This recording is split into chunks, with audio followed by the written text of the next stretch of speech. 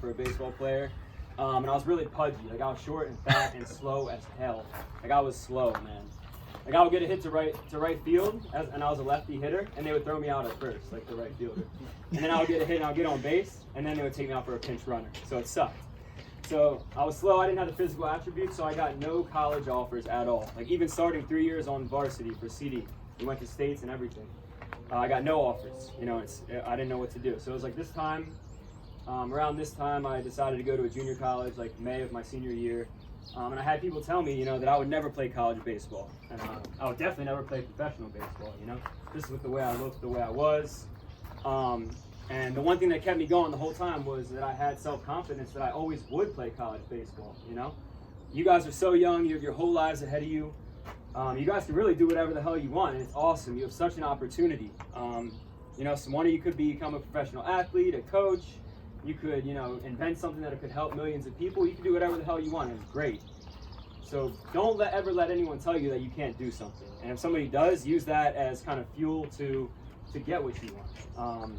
I had people tell me that I would never play college baseball, so I worked my ass off, played at a junior college, and then I was able to just play Division II baseball at Kutztown. I was able to transfer in and play there.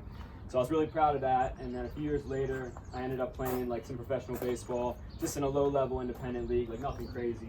But just to kind of say, fuck you to all the haters, I was able to play college baseball and professional baseball, all because I believed in myself and I never gave up the dream.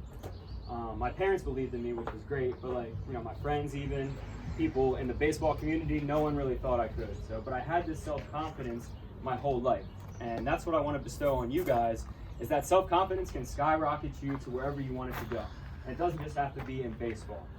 So a good way that we can try to have self-confidence is the way we talk to ourselves.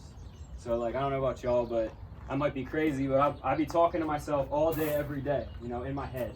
And I call it self-talk. So these are just my thoughts, my beliefs, what I'm saying to myself. And they're going to be very important because your body responds to what your brain is telling you, right? So if you're going up to you're on deck, right? You're on deck, you're getting ready, there's a pitcher that's throwing some gas out there, you haven't hit off him before. And in your head, are you thinking, I hope I can hit this guy, I hope I can catch up to the heat? Or are you thinking, I know I can hit this guy, I know I can catch up to it, I know I'm going to get a hit? And the difference is minimal in your brain, but it's huge. It has a huge impact on your performance. So our thoughts are going to dictate how we are able to respond to situations. And this goes for everything, baseball, school, that sexy girl in class you want to talk to, if you're confident, this chick wants me, I can go up and talk to her, I can do whatever. It's all about what you're telling yourself.